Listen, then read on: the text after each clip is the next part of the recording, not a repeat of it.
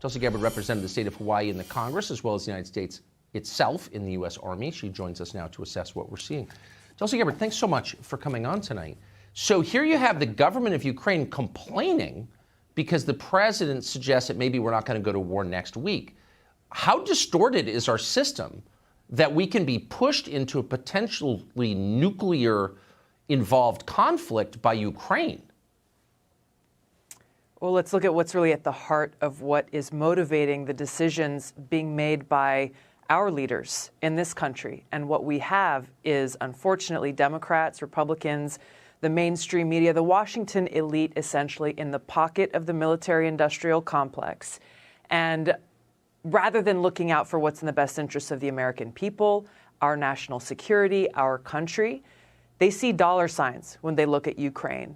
They see how they can line their pockets, how they can, look tough, how they can posture themselves in a position where they personally or politically or financially benefit, rather than actually thinking about what are the costs and consequences of these actions and who pays the price. It's the American people and, frankly, the people of Ukraine. So my guess is that some of the people pushing for war don't actually want a real war with Russia. It would tank our economy in a second, for one thing, and they'd be held responsible. My concern is they're so inept, they so lack fine motor skills, that they're going to talk themselves into getting us into a war inadvertently. They've got a long track record of ineptitude. Are you worried about that? I'm deeply concerned about that, because that's very much the direction that we are headed. Tucker, I look back to early 2017, when then President Trump said, hey, it would be good if we got along with Russia. You remember the reaction to that.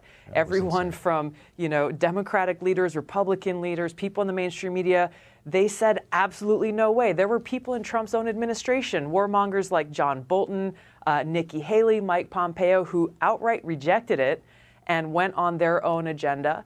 And we're seeing the results of this now. We're seeing the result of how we have continued to have these warmongers escalating tensions, putting us in this disastrous position today, leaving us, the American people, with frankly, the responsibility to stand up and say, we will not accept this. We will not be sheep allowing these warmongers in Washington to lead us down this very, very dangerous and costly path. I'll never forget when you came out as a sitting member of Congress and said, well, maybe we shouldn't actually fight the Russians in Syria. And you were denounced as a Russian agent, also as a racist for not wanting to bomb another Middle Eastern country, which was my favorite attack ever because it was so insane. But you paid a real cost for that. I mean, they attacked you every day you served in Congress over that. So it seems like this is the red line for them. You criticize war, and they won't stop in their effort to destroy you.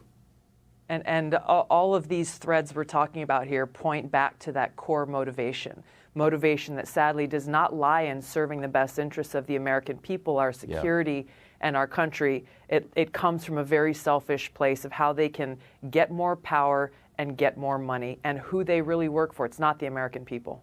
No, it's certainly not. That is absolutely right. Thank you for saying that. Again, you paid a cost for it. I appreciate it. Tulsi Gabbard, good to see you. Hey, Sean Hannity here. Hey, click here to subscribe to Fox News YouTube page and catch our hottest interviews and most compelling analysis. You will not get it anywhere else.